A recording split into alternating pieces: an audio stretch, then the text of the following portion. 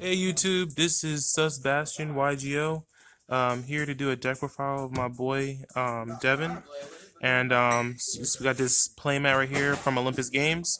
One of the locals I like going to out here in Arizona. So if you're from Arizona or you're coming to visit, come to Olympus Games and come check it out. They have tournaments on Wednesdays, and there's always a box tournament.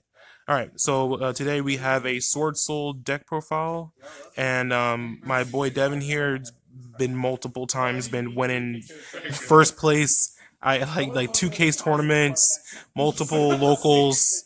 It's insane. How many times he's been winning with his build. His ratios are great.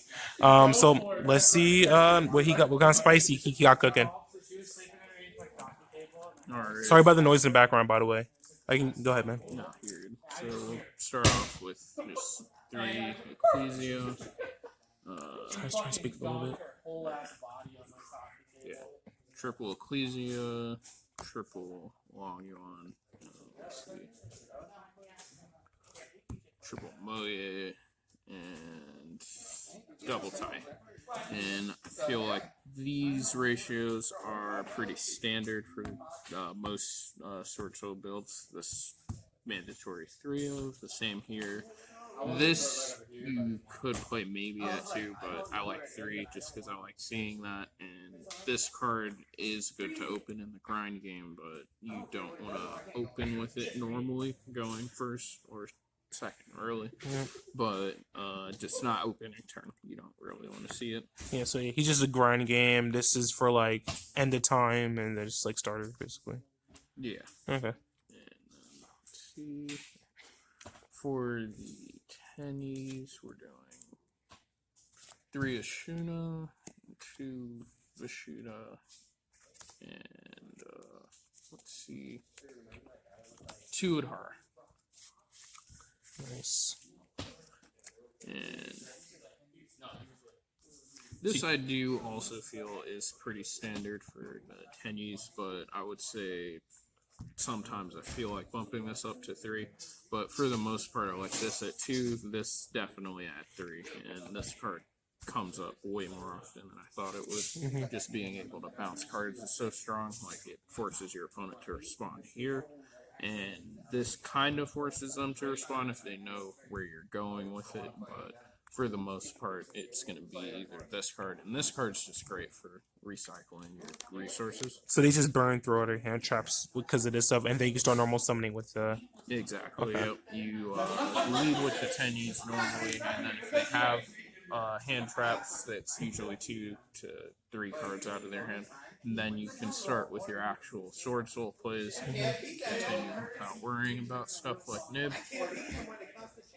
And so that's it for the Tenyis.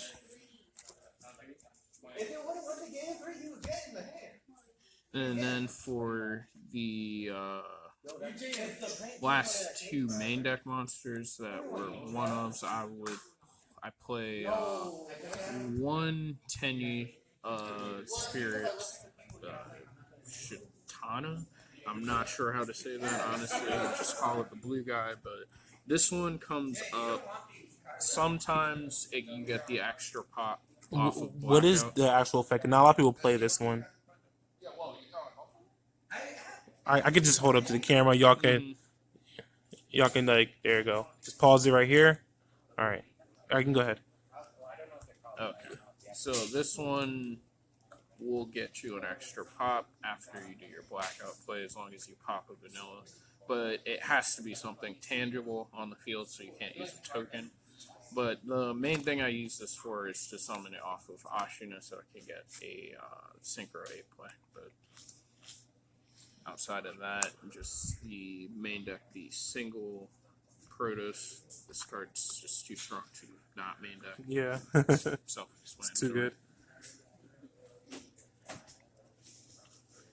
And the hand trap lineup is extremely light, but really all I'm playing are triple Droll, yes, Droll in the main, and then double Infirm, which honestly that should be at 3, but I like it at 2. Opening too many of them in hand was a problem I started having at first, but I like this card just because opening even though there's some matchups where it doesn't come up, the matchups that I'm worried about, it's actually really strong against, like say Drytron or even against Bird Up. It doesn't stop them completely, but it slows them down enough to a board that I can play through without much issue. So that's it for the hand traps, and then the last portion of the main deck will just be 3 traps. That'll be 2 blackout and 1 IO. Blackout at 2. Honestly, sometimes I think about playing 1, but we play Desire, so it is not good to play that at 1. And this is just really strong going first.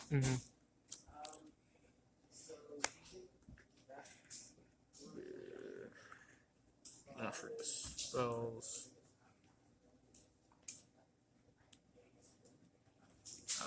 For the Sword Soul spells, we play 3 of Emergence and 1 Summit.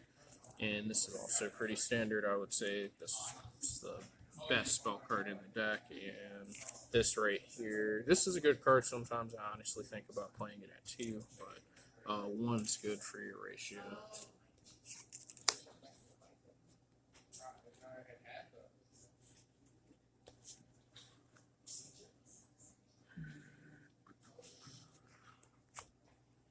And then Desires, 3 of. It's just insane in this deck. Super free with your Duke plays, and it just helps because you usually try to max out on everything, so usually the banish isn't too bad.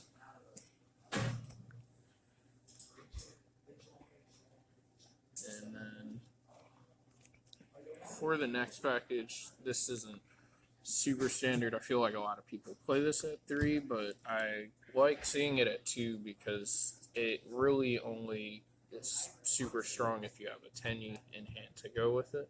But it is still a good card to have access to because it does trigger off of just a Sword Soul and a token, so you can still get both effects to dump and search.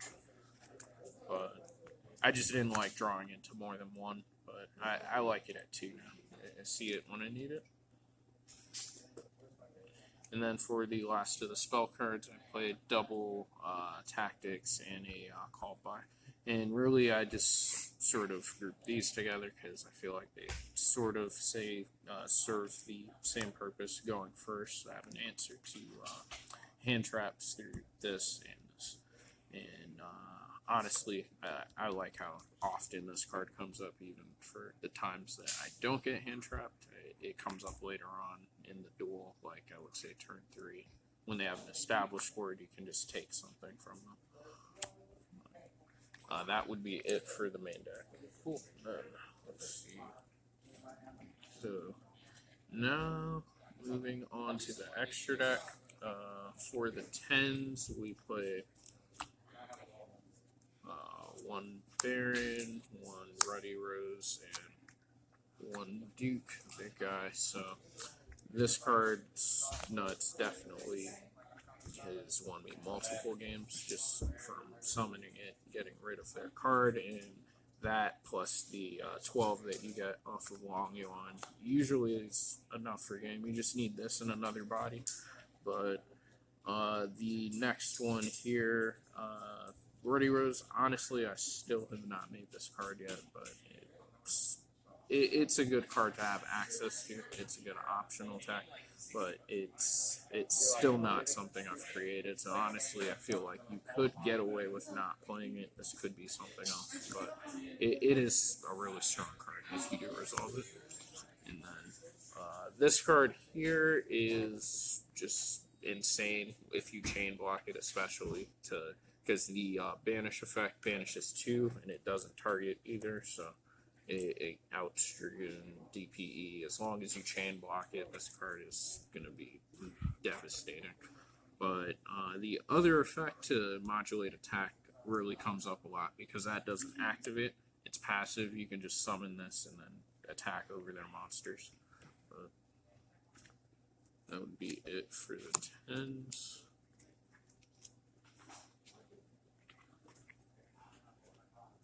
Next, for the Synchro 8s, we play double Shisha. This card is just essential to the combo. Play it at 2. Kind of need it. You definitely go into the second one if you're going first.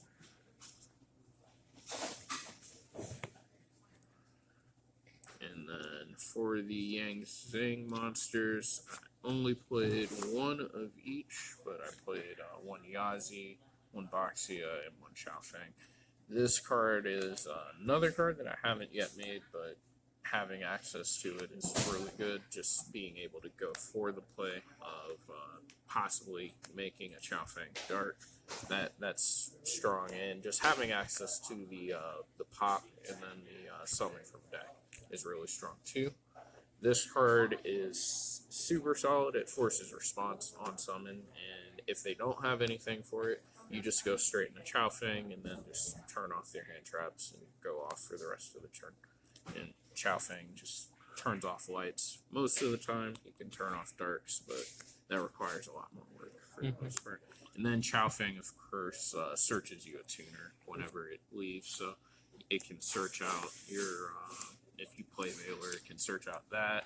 It searches out Ecclesia as well, so that card's really useful.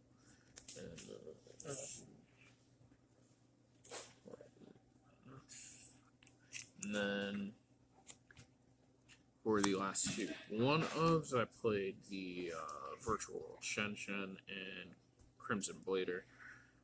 Crimson Blader is just really strong in the mirror match, and honestly any other matchup that requires your opponent to summon big monsters, so it definitely comes up. This card, oh my gosh, Shen Shen is actually really important to a lot of the combos, more so than I thought initially, but Shen Shen, ending on Shen Shen, or just being able to get rid of it with Protos to lock your opponent out of summoning wins is really strong, because then on your turn you can just resummon the Shen Shen, and usually that's enough for you. But just strong gatekeeper card.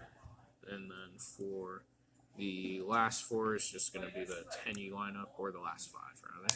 So we play 3 monk, 1 shaman, and 1 berserker. So triple monk, cannot stress how required this is. You go through all of these monks like nothing, and usually make 2 to 3 a game.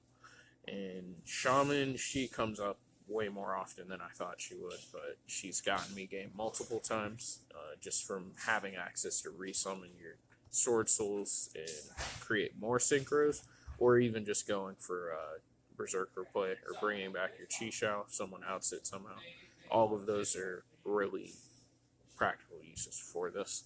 And then berserker, he honestly, I don't make him that often, but usually if I do make berserker, the game is ending at that point, because he's just super strong. He's a huge beat stick body of a monster, and then just the immediate banish rather, it's really strong too.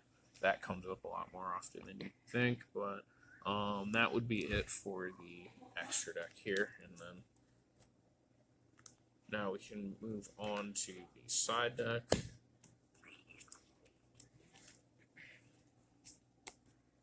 So for the side deck, I didn't want to make it super complicated. I just had two swap out sides. So 12 of the cards were for going first, and or rather 6 of the cards are for going first.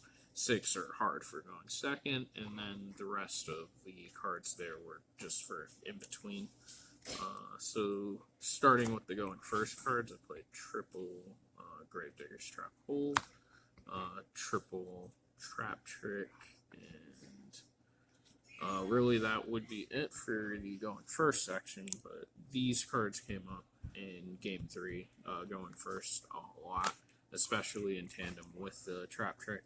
Being able to pull it out of your deck with Trap Trick was just really strong, and then having Trap Trick set up underneath the Duke is also really strong, just because you can go for Blackout and set up the chain block play I was mentioning earlier with the Duke, so that you banish and block it with the blackout effect resolving.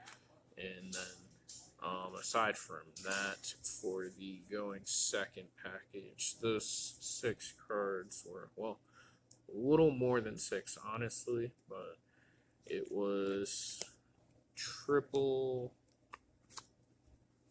evenly, just evenly is disgustingly strong this format. And then, yeah, double Dark Ruler, a Chalice that's supposed to be a third Dark Ruler, but it did its job. 2 Nibs just because it comes up in a lot in certain matchups, but I don't like it for just generally. I don't think it should be main deck, but it is strong against certain matchups. And then for the last side deck card, that'll be a single copy of Red Reboot. Just because I wish I had more of these. The main card I'm afraid of with this is obviously going to be the Harpy's Featherstorm. That card is just really strong this format, and it's gotten so close to blowing me out so many times. I can't let that card resolve. But aside from that, that's my list, and I like those ratios. I do think I want to change some things up with it, but overall, I'm pretty pleased with the deck and the results I've gotten. Awesome. All right, guys. Well, I hope you enjoyed that deck profile of Devin's Sword Souls. Again, he's been getting multiple wins with his deck. Again, 2 first place at case tournaments, multiple local first. He just won the day again with his deck. So very good pilot of the deck. Also, Olympus Games. If you come out here in Arizona, come visit out here in Mesa. And all right. Well, thank you YouTube for watching and take care. Bye.